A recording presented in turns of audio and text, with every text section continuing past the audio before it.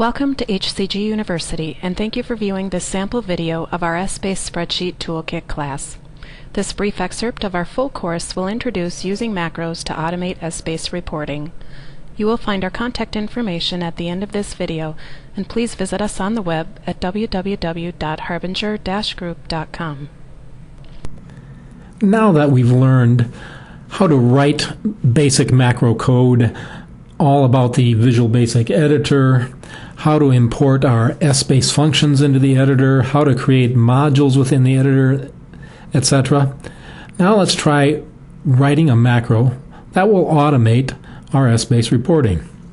Here I've created a template, and I want to create a macro that's going to connect to Essbase, retrieve into the data area, and disconnect from Essbase. We'll go to our Visual Basic editor, and within our My Macros module created earlier, we'll start writing our macro. As you know, all macros start with the sub statement, and then we give the macro a name of our choosing. I'll give it a name of retrieve. And upon entering the name, we automatically get the end sub. And as you know from our discussion earlier on functions within macros and the Essbase functions, we need a variable that is going to receive the value returned by the function. So I'm going to create a variable named x. And then we're going to start using the Essbase functions that we saw earlier, one of which is the ESS connect function, ESSV connect function. Notice I'm typing ESSV connect all in lowercase. Why? That's very important, and we'll see why in a moment.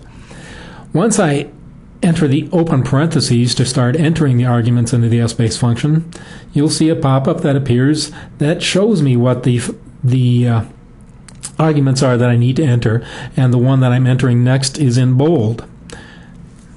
Remember, all arguments for all Essbase functions are required. So the first argument I need to enter is the sheet name.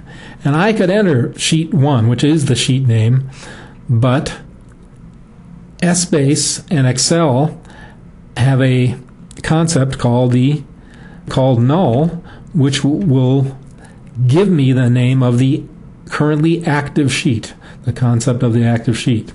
And so I'm going to use null rather than entering the sheet name.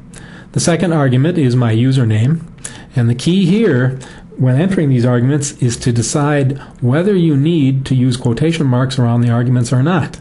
If it's something that you really need to enter, then you put quotation marks around the arguments. If it's something that's a keyword or a special word to either Essbase or Excel Visual Basic, then you do not put quotation marks around it. But my username is something that I would enter, so I'm going to enter my username in quotes.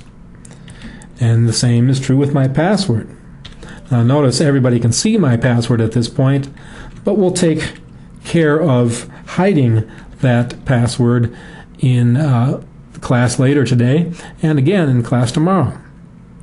So I enter my password. The next thing that's required is my server name, and since I'm working on my local PC here, I'm going to enter the server name of localhost, and then the application and database to which I want to connect, which for us in this class is sample for the application and basic for the database.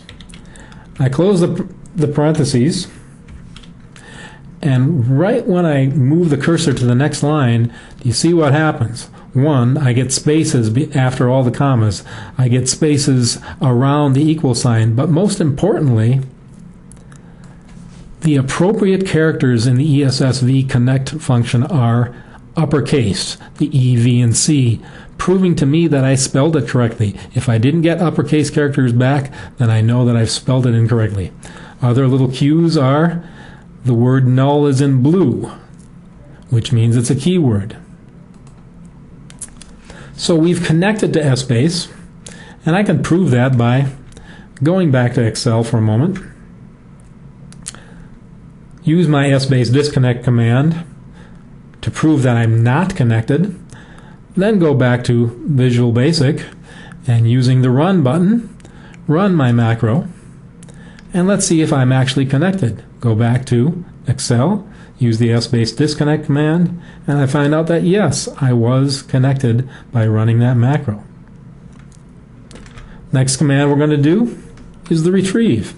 Very similar to the connect. X equals ESS V retrieve. And my first argument again is what sheet do we want to retrieve into? And if it's the active sheet, I'm just going to type in null. And then I can specify a range. Now in this example, I could use a range of null, which means to retrieve into the entire sheet. But let's think ahead. Later on, we're going to create a sheet that has two reports on it. And we want to, if we use null in that case, Essbase would not do a retrieve because it cannot retrieve into two reports on one sheet at a time. But it can do two reports on a sheet separately as long as we specify the range for each sheet in a separate ESSV retrieve function. So I'm going to go back, erase the null, and put in what we learned earlier, our little range statement here, and specify the range.